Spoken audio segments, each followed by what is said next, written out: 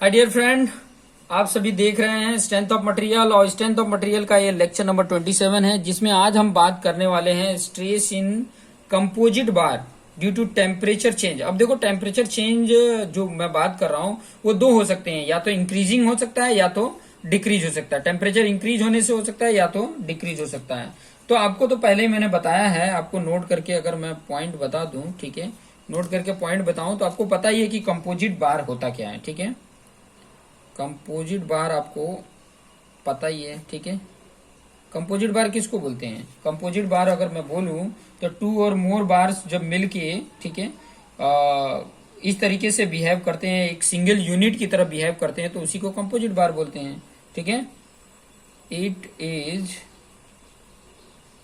Made of two और more, ठीक है, टू और मोर बार्स, स्टील हो सकता है, कॉपर हो सकता है, ठीक है, इन सच वे, इन सच अ वे, ठीक है, ये अवे नहीं है, इन सच अ वे है, ठीक है, अवे डैट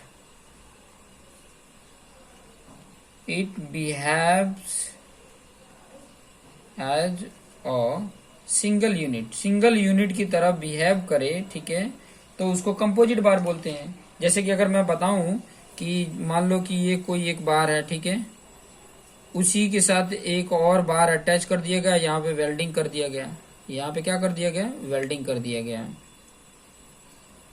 यहाँ पे वेल्डिंग कर दिया गया, ठीक है, वेल्डिंग कर दिया गया। इसका भी लेंथ एल है, ठीक है, और इसका भी लेंथ क्या है? एल है, ठीक है। मान लो इस जो ये वाला है, इसका मॉडुलस ऑफ इलास्टिसिटी E1 है, अल्फा 1 थर्मल कोफिशिएंट और क्रॉस सेक्शन एरिया A1 है। इसकी अगर मैं बात करूं तो E2 है, अल्फा 2 है और A2 है, ठीक है। इस तरीके से अगर है, ठीक है, तो यहां पर देखो, यहां पर अगर मैं बात करूं, ठीक है, तो ये अगर देखेंगे ये, ठीक है, तो ये दोनों कंडीशन हो सकते हैं। ये देखो, ये पैरेलल, अगर यहाँ पे देखेंगे तो ये पैरेलल है, ठीक है, और सीरीज कंडीशन भी हो सकते हैं। पैरेलल और सीरीज कंडीशन मतलब ये आगे भी आ सकता है, ठीक है, ये आगे भी है। जैसे कि आपने वो कंडीशन देखा होगा जो मैंने बताया था आपको, नॉन प्रिज्मेटिक बार का, ठीक है, इनके ऊपर लोड अप्लाई रहते हैं, तो वो चीजें तो हमने हुक्स लॉ के अकॉर्डिंग देखा ही था, ठीक है। केस 2 या 3 केस है, ठीक है, हुक्स लॉ के एप्लीकेशन में। तो ये मतलब ये पैरेलल सीरीज भी हो सकती है और पैरेलल में भी हो सकती है और सीरीज कनेक्शन भी हो सकता है। यहाँ पे अगर मैं बात करूं कि ये पैरेलल, ठीक है, और सीरीज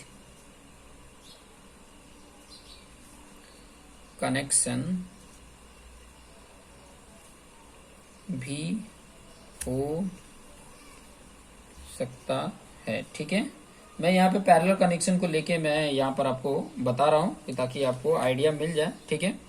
यहाँ पर पैरेलल कनेक्शन में ले रहा हूँ, यहाँ पे देखेंगे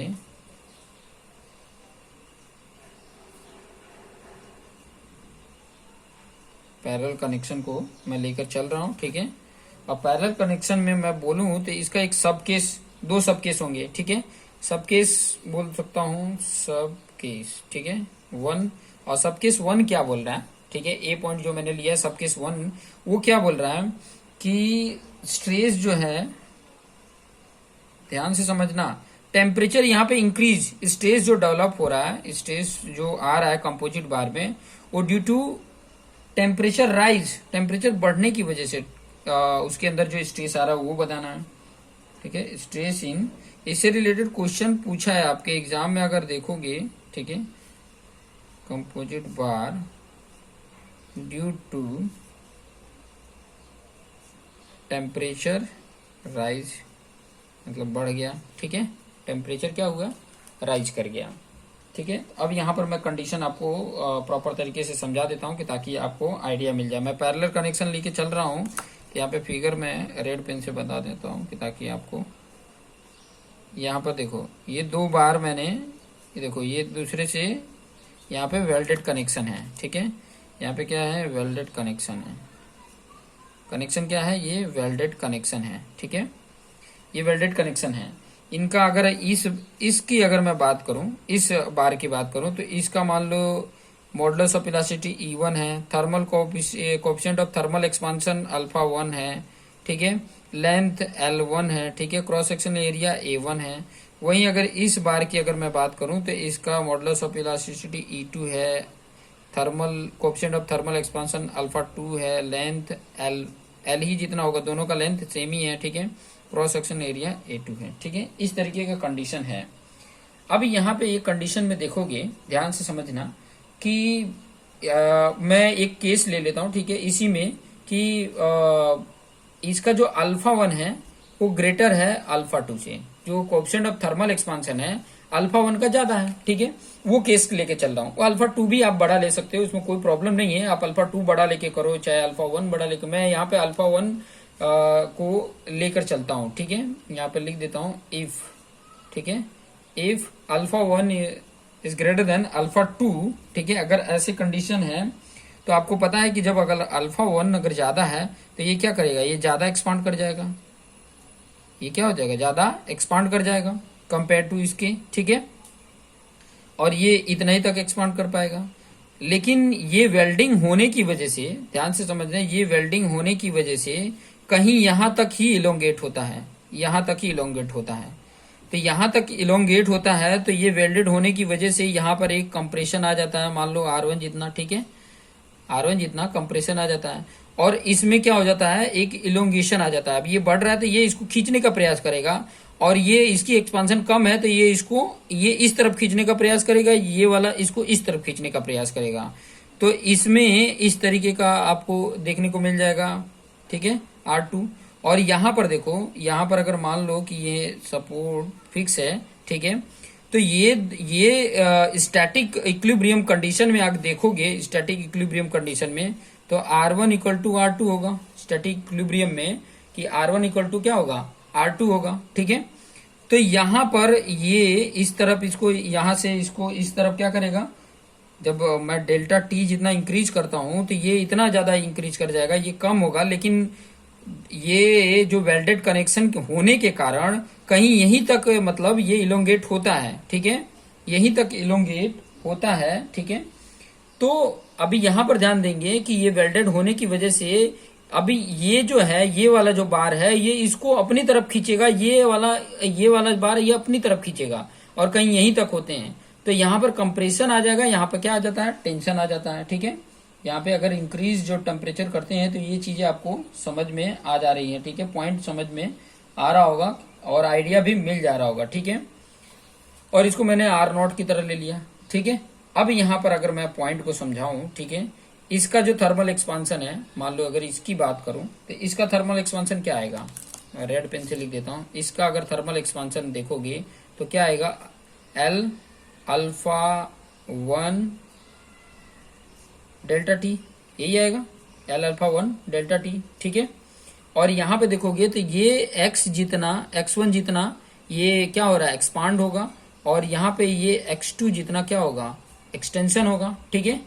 तो यहां पर अगर मैं पॉइंट बोलूं कि जो L अल्फा 1 डेल्टा टी है, ध्यान देना, L अल्फा 1 डेल्टा टी अगर होता तो क्या होता, ये इसका L alpha 2 delta T plus ये x1 और प्लस ये x2, यही होता ना, ठीक है।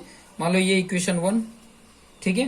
तो अगर मैं यहाँ पे x1 की बात करूं, ये क्या हो रहा है, इलोंगेट हो रहा है ना, तो अगर x1 की बात करूं तो R जितना हो रहा था तो R0 ही उसको मैंने लिया, तो PL अपन यही होता है, तो RL अपन, इसकी अगर बात करें तो A2 E2 होगा, A2 E2 हो जाएगा, ठीक है इसका। और वही x2 की अगर मैं बात करूं तो x2 कितना आएगा, x2 की अगर बात करें तो RL0, क्योंकि L तो दोनों का सेम ही है, ठीक है, ओरिजिनल लेंथ होता है, ठीक है। A1 x2 की बात करें तो A1 इसका आ रहा है, ठीक है, x2 लिया तो A1 एंड E1 ये आपको आ जाता है, ठीक है, दोनों में ये डिफ्लेक्शन आ जाता है। और ये दोनों वैल्यू जब इस इक्वेशन में पुट करेंगे तो आपको R0 की वैल्यू कितनी है वो पता चल जाएगी, ठीक है, R0 की वैल्यू कितनी है जब इस इक्वेशन में पुट करोगे, ठीक है। टू फाइंड, यहां पर लिख देता हूं, to find R0, to put the value of x1 and x2 in equation one में पुट करोगे तो आपको आर नॉट फाइंड आउट हो जाएगा। और जब आर नॉट फाइंड आउट हो जाता है, ठीक है, तो आपको पता है कि सिग्मा वन इक्वल टू क्या हो जाएगा, लोड अपन एरिया, मतलब R1 अपन A1 का मतलब R0 अपन A1, ठीक है, ये मिल जाएगा आपको। सिग्मा 2 की अगर बात करें तो क्या हो जाएगा, वही R0 अपन A2, इस तरीके से आपको मिल जाएगा, ठीक है। एक्सियल जो स्ट्रेस होगा इसको एक्सियल स्ट्रेस ही बोलेंगे, लीनियर स्ट्रेस ही बोलेंगे, ठीक है। एक्सियल स्ट्रेस इतना आ जाएगा। स्ट्रेस आपको समझ में आ गया होगा, ठीक है। पहले नंबर तो आपको R0 ये फाइंड आउट करने पड़ेंगे, तभी आपको पता चलेगा, ठीक है। ये पॉइंट आपको आसानी से पॉइंट समझ में आ गया। अब देखो क्वेश्चन कैसे पूछता है, ये आपको मेरा स्ट्रेस से ही मतलब था, ठीक है। मेरा जो एम पर्पज था स्ट्रेस फाइंड आउट करना। स्ट्रेंथ तो आप लेबोरेटरी टेस्ट करके फाइंड आउट कर सकते हो, लेकिन जो स्ट्रेस है वो इस चीजें हमने फाइंड आउट कर लिए कि इतना आ रहा है, ठीक है। इस तरीके से हम स्ट्रेस को फाइंड आउट कर लेंगे, ठीक है। तो पॉइंट ये पॉइंट समझ में आ गया होगा। तो यहाँ पर अगर मैं स्ट्रेन की बात करूं तो बार 1 और बार 2 में स्ट्रेन क्या होगा, सेम ही होगा, ठीक है। बार 1 और बार 2 की दोनों की बात करें, strain bar 1 and 2 will be same, strain same होगा, बिकॉज दे आर वेल्डेड, क्योंकि ये वेल्डेड है। ध्यान देना कि वेल्डेड कंसीडर किया हो तो ही। So they will be same amount, same amount के होंगे। और वो कितना होगा, ε1 इक्वल टू ε2, और वो change in length upon original length होता है। और चेंज इन लेंथ कितना है, अगर देखोगे तो चेंज इन लेंथ कितना है, एल अल्फा 2 अगर लेते हो डेल्टा टी प्लस x2 जितना, यही है ना, यही है चेंज लेंथ। यहाँ पर अगर देखोगे तो इसका एल अल्फा 2 और प्लस क्या लिखेंगे, x2 लिख दो, ठीक है, प्लस x2 लिख दो तो आपको अपन ओरिजिनल लेंथ, अपन ओरिजिनल लेंथ करोगे तो आपको ये मिल जाता है। तो ये चीजें आपको समझ में आ गया। अभी जो इसमें सबसे ज्यादा इम्पोर्टेंट है वो इम्पोर्टेंट क्वेश्चन क्या पूछता है, मैं क्वेश्चन की बात कर रहा हूं कि अभी इसमें इससे रिलेटेड जो क्वेश्चन पूछता है वो नोट करके मैं यहाँ पे लिखा देता हूँ कि ताकि आपको आइडिया मिल जाए। यहाँ पे बहुत इंपॉर्टेंट है, ये नोट समझ में आ जाए क्योंकि इसी से रिलेटेड क्वेश्चन पूछता है। अभी जो मैंने पॉइंट समझाया है वो पॉइंट तभी आपको समझ में आ जाएगा जब ये पॉइंट को आपको याद रहेगा, ठीक है।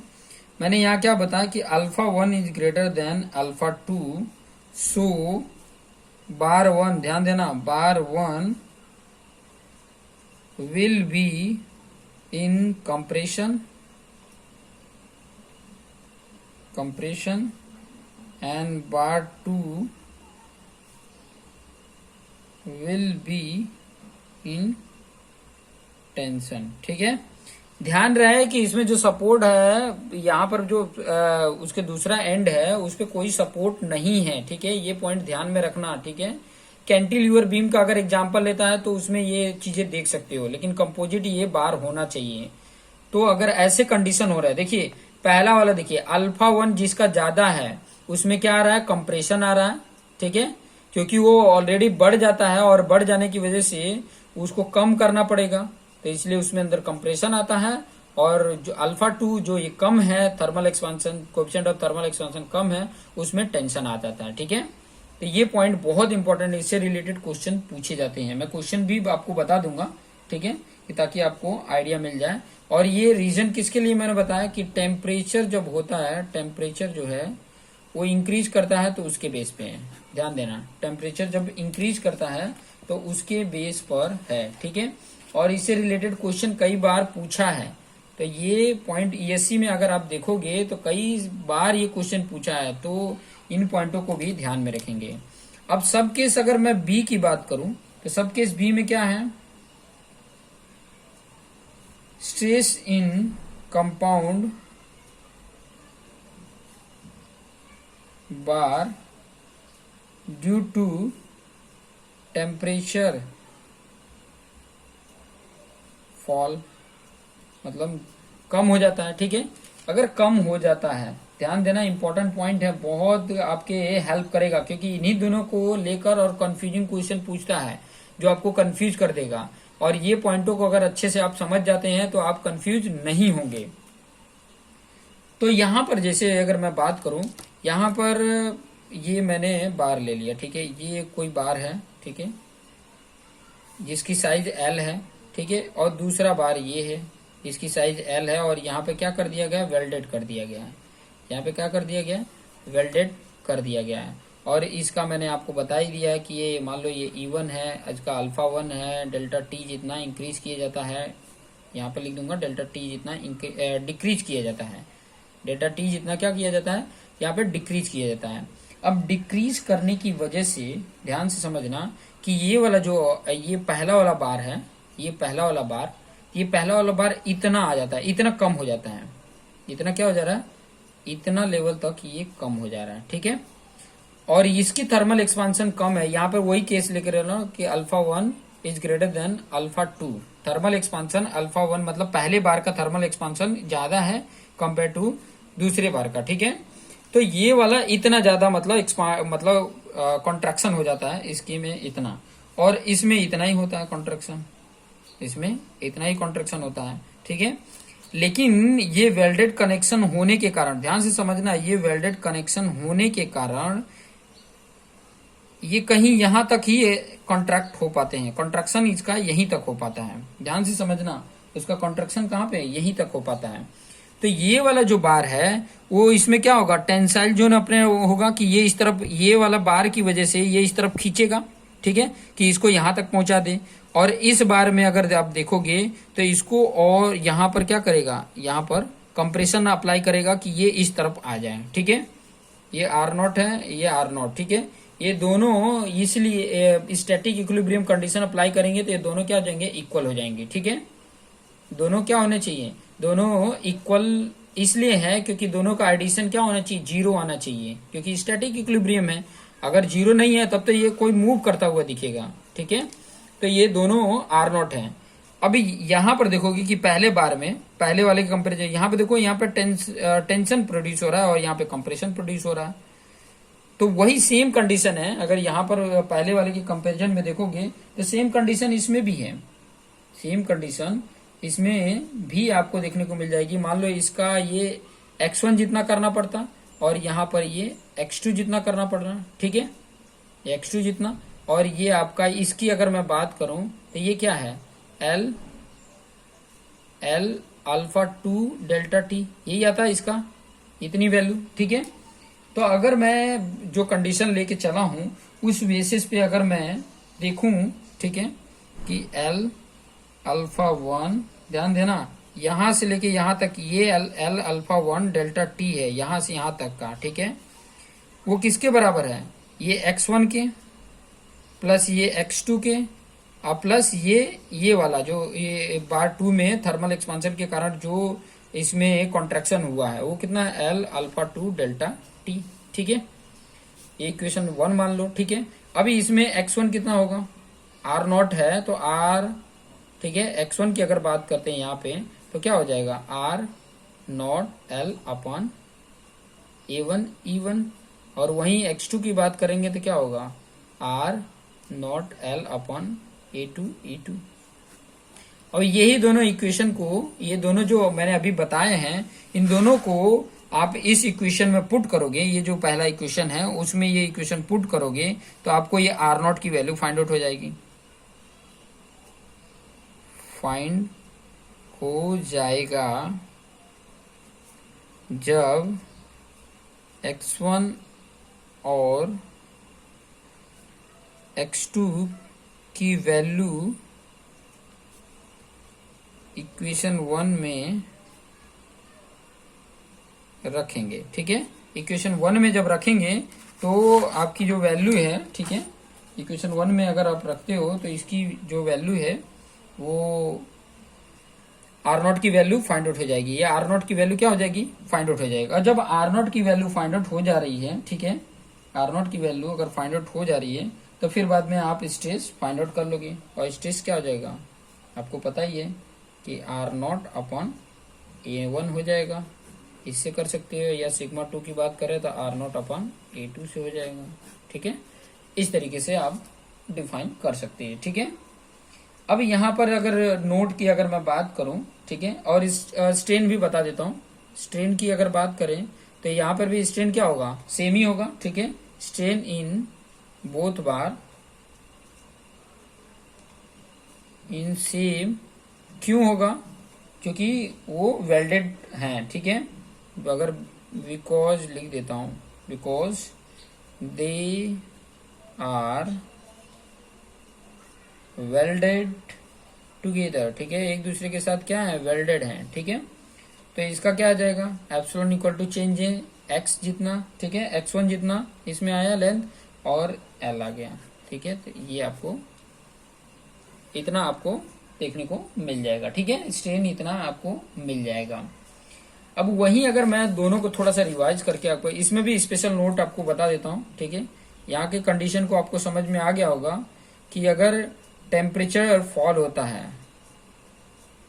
टेम्परेचर क्या हो रहा है, फॉल हो रहा है, मतलब गिर रहा है, कम हो रहा है। ठीक है, और कंडीशन मैंने α1 इज ग्रेटर देन α2 है। बार 1 देखो यहाँ पर कंडीशन याद रखना। ठीक है, क्योंकि क्वेश्चन में α2 को ग्रेटर कर लेगा, α1 को कम कर देगा, और उसी बेस पे क्वेश्चन पूछ लेता है। तो यहाँ पर बहुत कंफ्यूजन होते हैं कि सर आपने तो α1 ग्रेटर बताया था α2, लेकिन नीचे वाले आप कंडीशन को सिर्फ याद रखोगे कि ये फॉल होता है। तो बार 1 में अगर बात करेंगे तो बार 1 में क्या होगा, टेंशन आएगा।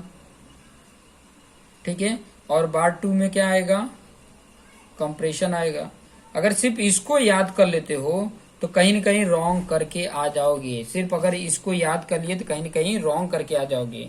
मान लो अगर कहीं कंडीशन ये दे दिया, ठीक है, कंडीशन ये दे दिया, यहीं पे मैं दूसरा वाला कंडीशन भी बता देता हूं कि टेम्परेचर जो है ना, टेम्परेचर अगर राइज कर दिया, ठीक है, बढ़ गया, तो वहां पे बार यही कंडीशन α1 की α2 है, तो यहाँ बार 1 में क्या होगा, बार 1 में कंप्रेशन आएगा और बार 2 में टेंशन आएगा।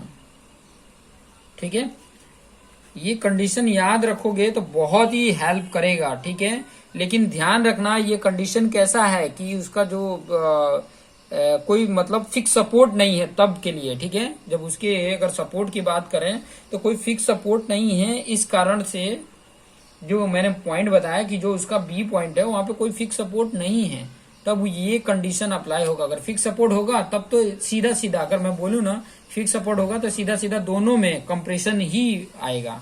ये पॉइंट को ध्यान में रखेंगे। ठीक है, दोनों में कंप्रेशन ही आएगा। तो यहां पर मैं जो बताने वाला था कि देखो, अगर टेम्परेचर फॉल हो रहा है, अगर थर्मल एक्सपांशन जिसका ज्यादा है उसमें टेंशन आएगा, और जिसमें थर्मल एक्सपांशन कम है उसमें कंप्रेशन आएगा।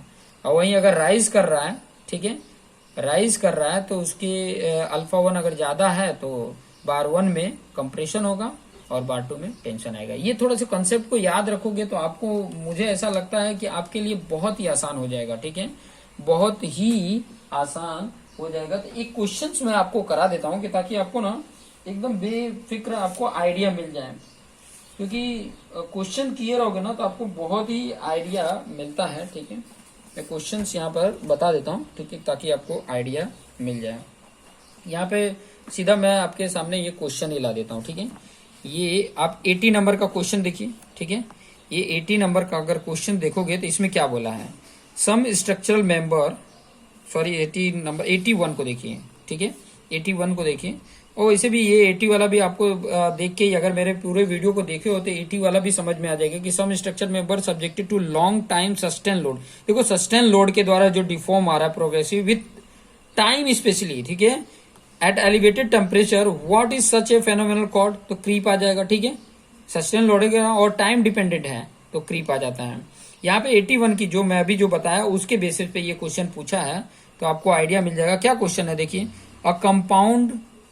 कंपाउंडेड बार, पहले बोल दिया कंपाउंडेड बार मतलब कंपोजिट बार है, consist of a material A in case in material B. ठीक है, it is tightly secured at the end. ठीक है, टाइटली मतलब दोनों एंड पे वो सिक्योर्ड है। ठीक है, जैसे ये की बात करें और ये दोनों बार की, तो ये टोटली मतलब एकदम टाइटली एकदम बंधे हुए हैं। ठीक है, the coefficient of thermal expansion of A is more than B. ठीक है, यहाँ पर देखो alpha A is greater than alpha B यहाँ पे बोल दिया है। अभी यहाँ पे दूसरा पॉइंट बोलूं, if the temperature of the bar is increase, ध्यान देना कि if the temperature of the bar increase कर रहा है, टेम्परेचर बढ़ रहा है, इंक्रीजिंग का है, तो मैंने बताया कि पहला वाला अगर इंक्रीज कर रहा है तो पहला जिसका है, ठीक है, ए का है, तो उसमें कंप्रेशन आएगा और बी में क्या आएगा, बी वाले पॉइंट में टेंशन आएगा। तो यहाँ पर आप देख सकते हैं, आप क्वेश्चन अगर देखोगे तो आपको आइडिया मिल जाएगा कि पहला वाला पॉइंट क्या है। पहले वाले ए में कंप्रेशन है, टेंसाइल बोथ, कंप्रेशन बोथ नहीं है। टेंसाइल इन मटेरियल बी, ऑब्वियसली बी में टेंसाइल होगा और कंप्रेसिव इन मटेरियल ए, सही है, ये सी वाला ऑप्शन सही है। यहाँ पे डी भी ऑप्शन देख सकते हो, कंप्रेसिव इन मटेरियल बी, बी में कंप्रेसिव नहीं होगा, ठीक है, ए में कंप्रेसिव होगा, क्योंकि ए वाला का थर्मल एक्सपांशन ज्यादा है और ये टेम्परेचर इंक्रीज कर रहा है, यहाँ पे सी ऑप्शन राइट हो जाता है। तो इस तरीके से आप ऐसे बहुत सारे क्वेश्चन आपके सामने आ सकते हैं और आपको आइडिया दे सकते हैं। ठीक है, तो इस तरीके से आप देखते रहिए कि ताकि आपको आइडिया मिल जाए और आपको समझ में आ जाए कॉन्सेप्ट, कि ताकि आप ऐसे जितने भी क्वेश्चंस होते हैं उसको आप आसानी से कर सकें। ठीक है, क्योंकि जितने क्वेश्चंस आप करेंगे ना, कॉन्फिडेंस तभी आता है कि जब हम ईएससी में पूछे गए जितने भी क्वेश्चंस हैं 20 साल के पेपर को उठा के देख लो और उसको सॉल्व करो, ऑब्वियसली आपको एकदम आइडिया मिल जाएगा कि कितना इजी है हमारे लिए। लेकिन सबसे पहले तो ये जितने मैंने वीडियो बनाए उसको अगर देखे होगे ना, तो उसके लिए आप ये क्वेश्चन एकदम हलवा लगेगा, आसानी से एकदम फटाफट कर लोगे। तो मेरा रिक्वेस्ट यही है कि आप देखते रहो और अपने जो दोस्त मित्र हैं उनको शेयर करो, कि ताकि वो भी इसका बेनिफिट ले सकें। ठीक है, और चैनल पे नए हैं तो चैनल को सब्सक्राइब कर लें और बेल आइकन पे क्लिक कर लें, कि ताकि अपडेटेड जो वीडियो हैं, ठीक है, अपडेटेड जो भी वीडियो है उसकी नोटिफिकेशन आपको मिल सके। और जैसे कि मैंने ये पहला चैप्टर स्टार्ट कर दिया है और कुछ और वीडियोज होंगे, मेरे ख्याल से 4-5 वीडियोज और मिलेंगे आपको। ठीक है, उन 4-5 वीडियोज में आपको काफी आइडियाज मिल जाएगा। और उसी के साथ साथ देखो मैं इसके साथ साथ सॉइल मैकेनिक्स भी पढ़ा रहा हूँ, तो सॉइल मैकेनिक्स भी लमसम थोड़े ही बच गया है और कंप्लीट होने वाला है। और उसके साथ साथ मैं आरसीसी भी स्टार्ट करने वाला हूं, क्योंकि ये जो मैंने पॉइंट बताना था ना स्ट्रेंथ ऑफ मटेरियल में, उसका बेसिक पॉइंट वहां का आपको समझ में आ गया है। ठीक है, जो काफी हेल्पफुल रहेगा आपको, जो आपका आरसीसी में पढ़ाऊंगा उसमें काफी ये हेल्पफुल रहेगा। बेसिक कॉन्सेप्ट के साथ समझाऊंगा कि ताकि आपको आइडिया मिल जाए, ताकि आपको कॉन्सेप्ट समझ में आ जाए। ठीक है, तो देखते रहिए और आपके जो दोस्त मित्र हैं उनको शेयर कर लीजिए। Thank you for watching this video.